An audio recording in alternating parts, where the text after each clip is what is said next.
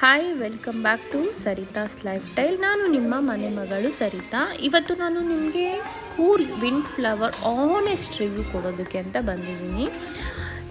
ನಾ ಈ ರೆಸಾರ್ಟಿಗೆ ಹೋಗೋಕ್ಕೆ ಮುಂಚೆ ತುಂಬ ಎಕ್ಸೈಟೆಡ್ ಆಗಿದ್ದೆ. ಕೂರ್ಗಲ್ವಾ, ರೆಸಾರ್ಟ್ ಹೇಗಿರುತ್ತೆ, ಏನು ಒಳ್ಳೆ ವಾತಾವರಣ ಇರುತ್ತೆ ಅಂತೆಲ್ಲ ಎಕ್ಸೈಟೆಡ್ ಆಗಿದೆ. ಬಟ್ ನಾವು ಅಲ್ಲಿ ಹೋದ್ಮೇಲೆ ತುಂಬ ಡಿಸಪಾಯಿಂಟ್ ಆಯಿತು ನನಗೆ ಅನ್ನೋದಕ್ಕಿಂತ ನಮ್ಮ ಫ್ಯಾಮಿಲಿ ಫುಲ್ಲು ಡಿಸಪಾಯಿಂಟೆಡ್. ಯಾಕೆ ಅಂತಂದರೆ ಅಲ್ಲಿ ಒಂಚೂರು ಮೇಂಟೈನ್ ಇಲ್ಲ ಗೈಸ್. ನಾವು ಮೇನ್ ರೋಡಿಂದ ಇನ್ಸೈಡು ರೆಸಾರ್ಟಿಗೆ ಬರಬೇಕು ಅಂದರೆ ಆ ರೋಡ್ನ ಎಷ್ಟು ಕಚ್ಚಡವಾಗಿ ಇಟ್ಕೊಂಡಿದ್ದಾರೆ ಅಂದರೆ ಮಳೆ ಸೀಸನ್ ಆದರೆ ಅಂತೂ ಫುಲ್ಲು ರಚ್ಚಾಗಿರುತ್ತೆ. ಅದು ಅಷ್ಟು ಕಚ್ಚಡವಾಗಿ ಇಟ್ಕೊಂಡಿದ್ದಾರೆ. ಮತ್ತು ಇದು ವೆಹಿಕಲ್ ಪಾರ್ಕಿಂಗು. ರೆಸಾರ್ಟ್ ಇರೋದು ಅಲ್ಲಿ ಆಯಿತಾ. ರೆಸಾರ್ಟ್ ಇರೋದು ಅಲ್ಲಾದರೆ ನಾವು ವಾಕ್ ಮಾಡ್ಕೊಂಡು ಹೋಗಬೇಕು. ಯಾವುದೇ ಥರನೂ ಗಾಡಿ ಆಗಲಿ ಏನೇ ಆಗಲಿ ಕಳಿಸಲ್ಲ. ಲಗೇಜಿಗೆ ಮಾತ್ರ ಅಲ್ಲೊಂದು ಓಮಿನಿ ನಿಂತಿದೆ ನೋಡಿ, ಅದನ್ನು ಕಳಿಸ್ತಾರೆ ಅಷ್ಟೇ. ಅದು ಬಿಟ್ಟರೆ ನಮಗೋಸ್ಕರ ಏನೂ ಇಲ್ಲ. ಒಂದು ವೇಳೆ ವಯಸ್ಸಾಗಿರೋರು ಬಂದರೆ ಏನು ಮಾಡಬೇಕು, ನನಗೆ ಅದೊಂದು ಕ್ವಶನ್ ಬಂತು. ಬಟ್ ಅಲ್ಲಿ ಯಾವ ಥರನೂ ಮೇಂಟೆನೆನ್ಸೇ ಇಲ್ಲ ಅಂದರೆ ಇಲ್ಲ. ಪೂಲ್ ಒಂದು ಏರಿಯಾ ಬಿಟ್ಟರೆ ಗೈಸ್ ಇನ್ನೇನು ಮೇಂಟೈನ್ ಮಾಡಿಲ್ಲ. ಇಲ್ಲೊಂದು ಬುದ್ಧ ಸ್ಟ್ಯಾಚ್ಯೂ ಇಟ್ಟಿದ್ದಾರೆ ನೋಡಿ, ಅಲ್ಲಿ ಕೂಡ ನೀರು ಕೊಚ್ಚೋಗಿದೆ, ಕೊಚ್ಚೆ ಥರ ಆಗೋಗಿದೆ, ಅದು ಸ್ಮೆಲ್ ಬರ್ತಿದೆ, ಅದು ಮೇಂಟೈನ್ ಮಾಡಿಲ್ಲ ನೋಡಿ. ರೂಮ್ ಎಂಟ್ರಿ ಹೇಗಿದೆ ಅಂತ ಅಲ್ಲಿಂದ ನಾವು ನಡ್ಕೊಂಡು ಬಂದ್ವಿ. ನಾನು ನಡ್ಕೊಂಡು ಬಂದಿದ್ದೆಲ್ಲ ಹಾಕಿಲ್ಲ. ರೂಮ್ ಎಂಟ್ರಿ ಆಗಬೇಕಾದ್ರೆ ನೋಡಿ, ಅಲ್ಲಿ ಕಲ್ಲುಗಳಲ್ಲಿ ಡಿಸೈನು, ಸ್ಟೆಪ್ಸು ನೋಡಿ, ಹುಳ ಬಿದ್ದಿರೋದೇ ಅಲ್ಲಿ. ಒಂಚೂರು ಅಂದರೆ ಚೂರು ಮೇಂಟೈನ್ ಇಲ್ಲ ಗೈಸ್. ನಾವು ಅದಕ್ಕೆ ಒನ್ ಡೇಗೆ ಎಷ್ಟು ಪೇ ಮಾಡಿದೆ ಇದಕ್ಕೆ ಅಂತ ನಾನು ಹೇಳ್ತೀನಿ. ಮತ್ತು ಏನೇನಕ್ಕೆ ನಾವು ಪೇ ಮಾಡಿದ್ವಿ ಅನ್ನೋದು ಕೂಡ ನಾನು ಹೇಳ್ತೀನಿ. ಆ್ಯಕ್ಚುಲಿ ನಾವು ಹೋಗಿದ್ದೆ ನನ್ನ ಹಸ್ಬೆಂಡ್ ಬರ್ತ್ಡೇ ಇದೆ ಅನ್ನೋ ಉದ್ದೇಶಕ್ಕೆ ನಾವು ಅಲ್ಲಿ ಹೋಗಿದ್ದು. ಈ ವಿಂಡ್ ಫ್ಲವರ್ ಕೂರ್ಗು ಅಂದರೆ ಒಂದು ಇಮ್ಯಾಜಿನೇಷನ್ ಇರುತ್ತಲ್ವ ನಮಗೆ, ಆ ಥರ ಇಮ್ಯಾಜಿನೇಷನ್ ಇಟ್ಕೊಂಡೇ ಹೋಗಿದ್ದು. ಬನ್ನಿ ನೋಡೋಣ ವಿಡಿಯೋದಲ್ಲಿ. ನೆಕ್ಸ್ಟ್ ನಾನು ಹೇಳ್ತೀನಿ ಏನೇನಿದೆ ಇಲ್ಲಿ, ಯಾವ್ಯಾವ ಥರ ಮೇಂಟೈನ್ ಮಾಡಿದ್ದಾರೆ ಅಂತ. ಈಗ ಒಂದು ರೂಮ್ ಟೂರ್ ನೋಡ್ಕೊಂಡು ಬನ್ನಿ.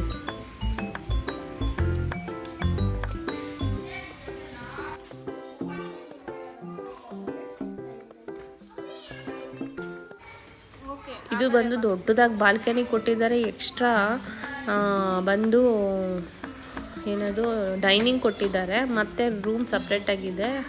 ಮತ್ತು ಟಾಯ್ಲೆಟ್ ಕೂಡ ತುಂಬ ದೊಡ್ಡದಿದೆ. ಬಟ್ ಏನು ಮೇಂಟೈನ್ ಇಲ್ಲ ನೋಡಿ. ಹುಳಗಳು ಹಾರಾಡ್ತಿದೆ ರೂಮಲ್ಲಿ. ಯಾರಿಗಾದ್ರೂ ಇನ್ಸೆಕ್ಟ್ ಬೈಟ್ ಮಾಡಿದರೆ ಅದ್ರದ್ದು ಇನ್ಫೆಕ್ಷನ್ ಆದರೆ ಏನು ಮಾಡಬೇಕು ಗೊತ್ತಿಲ್ಲ ದೇವ್ರೆ. ನಾನು ಅದನ್ನು ಕೇಳಿದ್ವಿ. ಅವ್ರ ಆನ್ಸರ್ ಹೇಗಿತ್ತು ಅಂತಂದರೆ, ಮ್ಯಾಮ್ ಇದು ಕಾಡಲ್ವಾ, ಸೊ ಅದಕ್ಕೇನು ಮಾಡೋಕ್ಕಾಗಲ್ಲ. ಅಟ್ಲೀಸ್ಟ್ ಕಾಡಾದರೆ ಒಂದು ಸ್ಪ್ರೇ ತೊಗೊಂಡು ಆ ಬಾಕ್ಲಲ್ಲಿ ಇಷ್ಟಿಷ್ಟು ಹುಳಗಳು ಅಂಟ್ಕೊಂಡಿದೆ, ಅದನ್ನು ಹೊಡೆಯೋದಕ್ಕೇನು ಪ್ರಾಬ್ಲಮ್ ಅವ್ರಿಗೆ. ಒಂದು ಸ್ಪ್ರೇ ಕೂಡ ಇಟ್ಟಿಲ್ಲ ಅಲ್ಲಿ. ನಾವು ಫೋನ್ ಮಾಡಿ ಒಂದು ಸ್ಪ್ರೇ ಮಾಡಿ ಇಷ್ಟೊಂದು ಹುಳ ಇದೆ ಅಂದರೆ, ಮ್ಯಾಮ್ ಇದು ಪ್ಲಾಂಟೇಶನ್ ಅಲ್ವಾ ಮ್ಯಾಮ್, ಸೊ ಹಾಗಾಗಿ ಹುಳಗಳು ಕಾಮನ್ ಅಪ್ಪ. ಆಯಿತು, ನೀವು ಕಾಮನ್ ಇರುತ್ತೆ, ನಾನು ಇಲ್ಲ ಅಂತ ಹೇಳಲ್ಲ. ಲೈಟ್ ಹಾಕಿದರೆ ನೈಟ್ ಟೈಮ್ ಬಂದೇ ಬರುತ್ತೆ. ಆದರೆ ಒಂದು ಏನಾದರೂ ಅದಕ್ಕೆ ಸೊಲ್ಯೂಷನ್ಸ್ ಇರಲ್ವ, ಅದಕ್ಕೆ ಯಾವುದಾದ್ರು ಸ್ಪ್ರೇ ಹಾಕಿದರೆ ಹುಳ ಬರ್ದಿರೋ ಥರ ಅಥವಾ ಹುಳ ಸಾಯೋ ಥರದ್ದು ಏನು ಸ್ಪ್ರೇ, ಒಂದು ಸೊಲ್ಯೂಷನ್ ಅನ್ನೋದೇ ಇಲ್ವಾ. ಅವ್ರ ಹತ್ರ ಒಂದು ಸ್ಪ್ರೇ ಕೂಡ ಇಟ್ಟಿಲ್ಲ. ಆಚೆ ಹೋಗೋದಕ್ಕೆ ಭಯ ಆಗುತ್ತೆ ನೈಟ್ ಟೈಮು. ಮತ್ತು ನಾವು ಪೇ ಮಾಡಿರೋ ದುಡ್ಡಲ್ಲಿ ಅಷ್ಟು ದುಡ್ಡು ಪೇ ಮಾಡಿದ್ದೀವಿ. ಒಂದು ಹೈಟಿಗೆ ಕೊಡೋದಕ್ಕೆ ಎಷ್ಟು ಡ್ರಾಮಾ ಮಾಡಿದ್ರು ಗೊತ್ತಾ ಅವರು.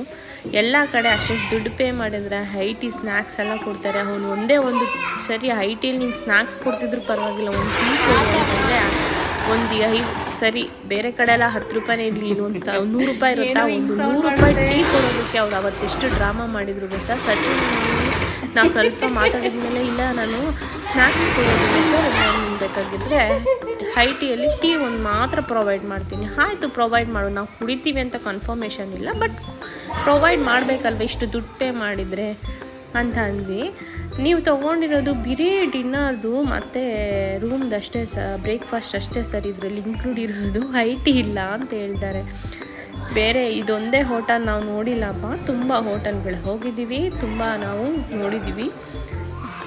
ಇದಕ್ಕಿಂತ ಚೀಪ್ ರೇಟಲ್ಲಿ ಹೈಟಿ ಕೂಡ ಬರುತ್ತೆ. ನಿಮ್ಗೆ ಇಷ್ಟು ಕಾಸ್ಟ್ ಕೊಟ್ಟಿದ್ದೀವಿ ಒನ್ ಡೇಗೆ, ನೀವು ಹೈಟಿ ಕೊಡೋದಿಲ್ಲ ಅಂತ ಹೇಳ್ತಿರಲ್ಲ ಅಂತ ನಾವು ಸ್ವಲ್ಪ ಜೋರೇ ಮಾಡಿದ್ವಿ.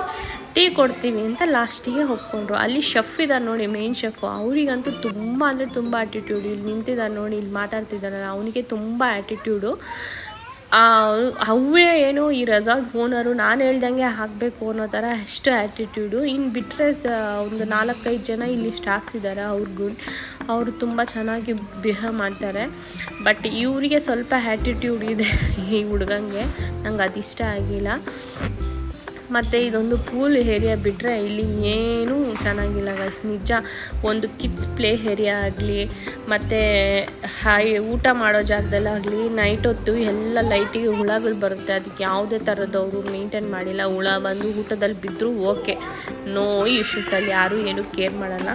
ಯಾಕಂದರೆ ಅದು ಓಪನ್ ಪ್ಲೇಸ್ ಆಗಿರೋದ್ರಿಂದ ಕಾಮನ್ ಆಗಿ ಲೈಟ್ ಇರೋ ಜಾಗದಲ್ಲಿ ಹುಳ ಬರುತ್ತೆ ಮಳೆ ಟೈಮಲ್ಲಲ್ವ, ಅದು ಅವರಿಗೆ ಸೆನ್ಸ್ ಇರಬೇಕು. ಬಟ್ ಅವ್ರು ಆ ಥರದ್ದು ಯಾವುದೇ ಥರದ್ದು ಮೇಂಟೈನ್ ಏನೂ ತೊಗೊಂಡಿಲ್ಲ. ಹಾಗೆ ನೈಟ್ ಹೊತ್ತು ಅಲ್ಲಿ ಏನದು ಫೈರ್ ಕ್ಯಾಂಪ್ ಹಾಕಿದ್ರು. ಫೈರ್ ಕ್ಯಾಂಪ್ ಸ್ವಲ್ಪ ಹೊತ್ತು ಹಾಡಿದ್ವಿ, ಅದು ಓಕೆ. ಯಾರೂ ಅಲ್ಲಿ ಕೂತ್ಕೊಳ್ಳೋಕ್ಕೂ ರೆಡಿ ಇಲ್ಲ, ಯಾಕಂದರೆ ಅಲ್ಲೇನಂತ ಮೇಂಟೈನ್ ಮಾಡಿಲ್ಲ. ನಾರ್ಮಲ್ ಚೇರ್ಗಳು ಹಾಕಿ ಒಂದೊಂದು ಸ್ವಲ್ಪ ಹೊತ್ತು ಕೇಳಿದ್ರೆ ಹಾಕ್ತಾರೆ, ಇಲ್ಲಾಂದರೆ ಅದು ಕೂಡ ಹಾಕೋದಿಲ್ಲ. ಅದು ಬಿಟ್ಟರೆ ಪೂಲಲ್ಲಿ ಒಂದು ಎಂಜಾಯ್ ಮಾಡೋದಕ್ಕೆ ನಾವು ಅಷ್ಟು ದುಡ್ಡು ಪೇ ಮಾಡಿದ್ವಿ. ನನಗೆ ಅದು ಬಿಟ್ಟರೆ ಇನ್ನೇನು ಹೊರತು. ಐಟಿಯಲ್ಲಿ ನಾವು ಎಷ್ಟು ಪೇ ಮಾಡಿದ್ವಿ ಅಂದರೆ ಪರ್ ಡೇಗೆ 12,000 ಪೇ ಮಾಡಿದ್ದು ವಿತ್ ಡಿನ್ನರ್ ಅಂತೂ ಓಕೆ. ಬ್ರೇಕ್ಫಾಸ್ಟ್ ಅಂತೂ ಕೇಳಲೇಬೇಡಿ. ನಂಗೆ ಬ್ರೇಕ್ಫಾಸ್ಟ್ ಈಗ ನೆನೆಸ್ಕೊಂಡ್ರು ವಾಮಿಟ್ ಬರೋದಂಗಾಗುತ್ತೆ. ಬಟ್ ನಂಗೆ ಆ ಬ್ರೇಕ್ಫಾಸ್ಟ್ ಒಂಚೂರು ಇಷ್ಟ ಆಗಿಲ್ಲ. ಆಮೇಲೆ ಅಲ್ಲಿ ಅವರು ಫ್ರೂಟೇನು ಅಂದರೆ ಒಂದೇ ಒಂದು ಯಾವುದೋ ಗಟ್ಟಿಯಾಗಿರೋವಂಥದ್ದು ಮಸಕ್ ಮಲನ ಒಂದು ಇಟ್ಟಿದ್ರು. ನಾವು ಹೇಳಿದ್ವಿ ಇದನ್ನು ತಿನ್ನೋದಕ್ಕೆ ಆಗೋದಿಲ್ಲ, ನಮ್ಗೆ ಬ್ರೇಕ್ಫಾಸ್ಟು ಇಷ್ಟ ಆಗಿಲ್ಲ, ಸೊ ನಮ್ಗೆ ವಾಟ್ರ್ ಮೆಲನ್ ಇದ್ದರೆ ಕೊಡಿ ಅಂತಂದಮೇಲೆ ಆವಾಗ ಒಂದು ಹುಡುಗ ಹೋಗಿ ತೊಗೊಂಡ್ಬಂದು ಕಟ್ ಮಾಡಿ ತೊಗೊಂಡ್ಬಂದು ಕೊಟ್ಟ, ಅದನ್ನು ತಿಂದಿದ್ದು.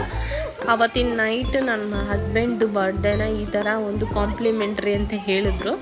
ಕಾಂಪ್ಲಿಮೆಂಟ್ರಿಯಲ್ಲಿ ಅಂತ ಹೇಳಿಬಿಟ್ಟು ಲಾಸ್ಟಲ್ಲಿ ಕೇಕು ಕೂಡ ಚಾರ್ಜು ಅಂತಂದರು. ನಾವಂದ್ವಿ ಸರಿ, ನೀನು ಬೆಲೂನ್ ಡೆಕೋರೇಷನ್ ಮಾಡಿದ್ಯಾ, ಓಕೆ, ಅದು ಕಾಂಪ್ಲಿಮೆಂಟ್ರಿ ಅಲ್ಲ ಅಂತ ಹೇಳಿದ್ದೀರಾ, ಬಟ್ ಆದರೂ ನೀವು ಚಾರ್ಜ್ ತೊಗೊಳ್ತೀರಂದರೆ ಓಕೆ, ತೊಗೊಳ್ಳಿ, ಬೆಲೂನ್ ಹಾಕಿದ್ದೀರಾ, ತೊಗೊಳ್ಳಿ, ಪರವಾಗಿಲ್ಲ. ಕೇಕು ಕಾಂಪ್ಲಿಮೆಂಟ್ರಿ ಅಲ್ವಾ, 12,000 ರೂಪೀಸ್ ಪೇ ಮಾಡಿರೋದು. ಎಲ್ಲ ಕಡೆಯೂ ಕೇಕ್ ಕಾಂಪ್ಲಿಮೆಂಟ್ರಿಯಾಗಿ ಕೊಡ್ತಾರೆ, ನೀವೇನು ಇದಕ್ಕೂ ಚಾರ್ಜ್ ಮಾಡ್ತೀರಾ ಅಂದರೆ, ಆಗ ಹೌದು, ಇಲ್ಲ ಕಾಂಪ್ಲಿಮೆಂಟ್ರಿಯಾಗಿ ಕೊಡೋದು ಹಾಗೆ ಹೀಗೆ ಅಂತ ಮಾತು ಮರೆಸ್ತಾರೆ. ತುಂಬ ಅಂದರೆ ತುಂಬ ಸ್ವಲ್ಪ ಇದು ಮಾಡಿದ್ರು ಸ್ಕ್ಯಾಮ್ ಮಾಡ್ತಾರಲ್ಲಿ ಆ ರೆಸಾರ್ಟಲ್ಲಿ. ಸ್ವಲ್ಪ ಬಿ ಕೇರ್ಫುಲ್ ಗೈಸ್. ನೀವೆಲ್ಲ ಪ್ರತಿಯೊಂದಕ್ಕೂ ಲೆಕ್ಕ ಕೇಳಿ ಯಾವುದಕ್ಕೆ ಎಷ್ಟೆಷ್ಟು ಚಾರ್ಜ್ ಮಾಡಿದ್ರು ಅಂತ.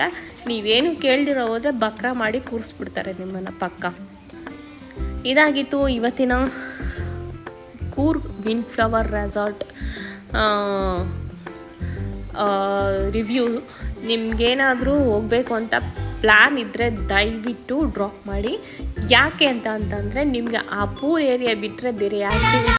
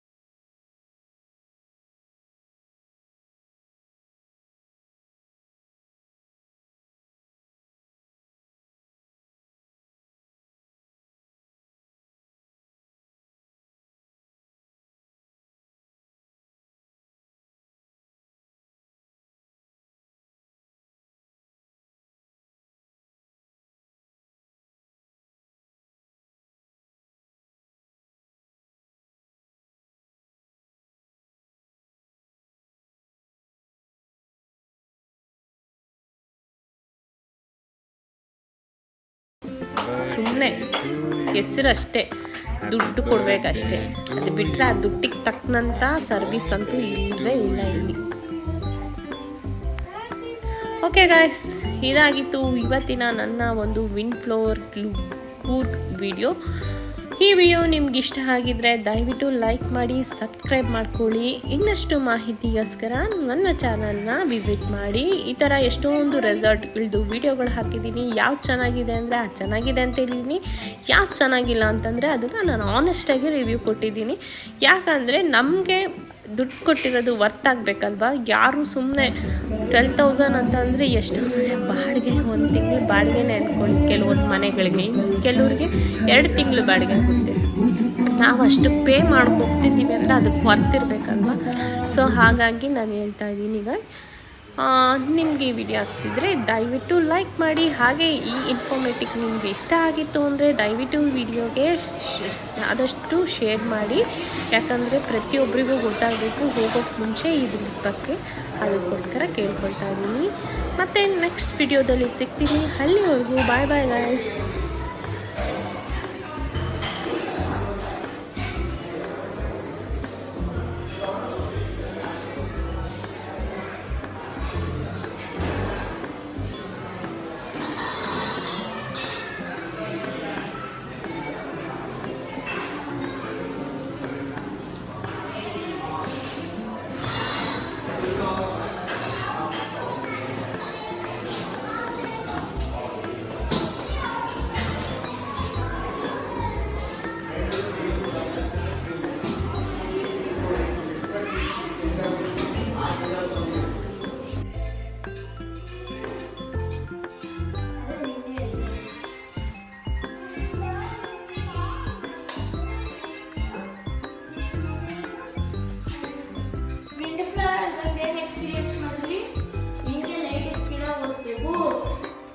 ತಮ್ಮನ್ನ ಹೆಂಗ್ ಪ್ರೊಟೆಕ್ಟ್ ಮಾಡಬೇಕು,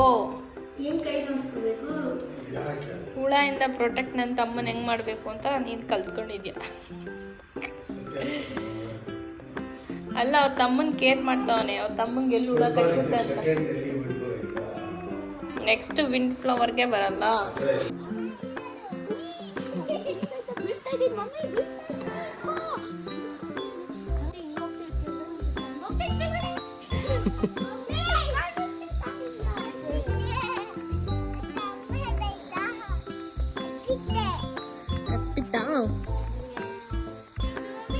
Low prayer, bro.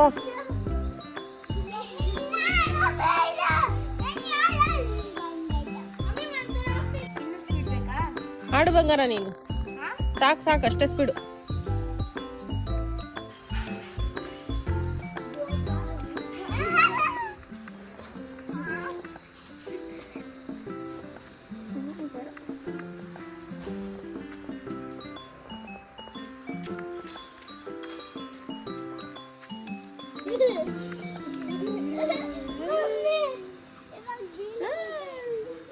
What is it?